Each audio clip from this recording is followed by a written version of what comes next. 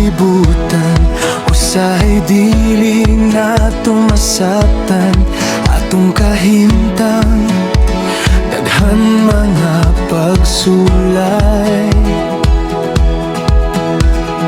Ug mga kasakitan, ayaw kalimot nga ang Ginoo anaa. Naghulat lang nga kita, modulog mo salig kaniya. Sampit sa atong labaw gamhanan,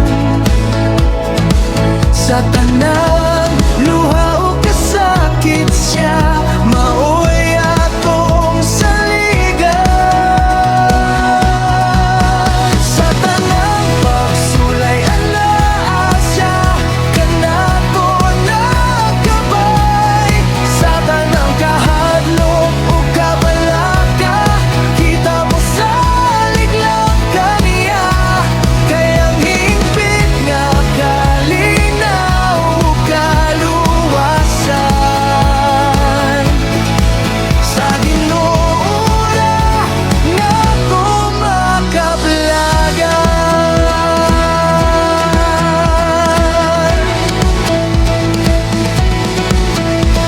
Daghang higayon nga mobati, tanga kita nag-inusara. Apa ng iyang gugma, tapabiling niya. Ang pagsulay nga atong naagian, lumalabay lang ang tanan. Sa tanang pagsulay anaa siya, kanato nagkabay. Sa tanang kahadlok o kabalaka, kita mo salig lang kaniya. Kayang hingpit nga kalinaw o kaluwasan, sa Ginoo ra nato makablagan. Kung ang bato matayog, ang Ginoo naghatag kanato og kusog.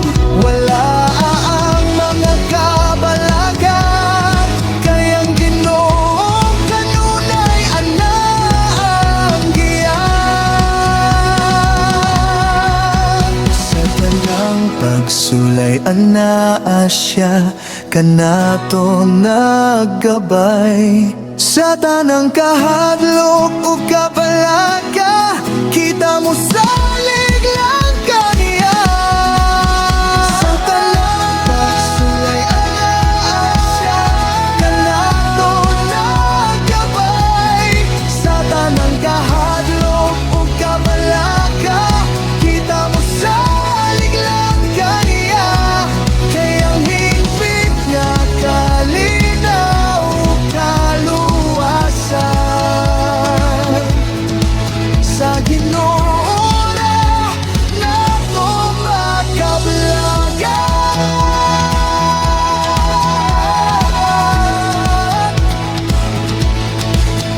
Sa tanan nga atong nagian, ang Ginoo kanunay natong kauban.